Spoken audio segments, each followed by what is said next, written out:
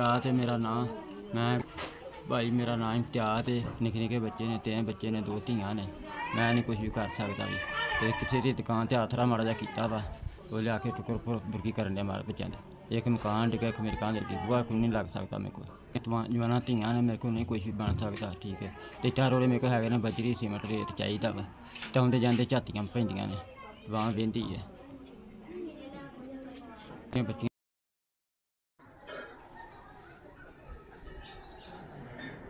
अल्लाह पाक तुहानूं जिंदगी करे ते रब अल्लाह पाक तंदुरुस्ती दे। तुहाडी तरफों 5000 रुपया मैनूं मिलिया वा, तुहाडा अल्लाह पाक तंदुरुस्ती दे। अल्लाह पाक इन्हां पैसिਆਂ ਨਾਲ फिर सीमेंट लावांगा, रेत लावांगा ते कंध अपनी कर लांगा। जिन्हें भी कराया ना खुश रहना, हादसे वास्ते रोज़ बचे। अल्लाह पाक तंदुरुस्ती दे तुहानूं।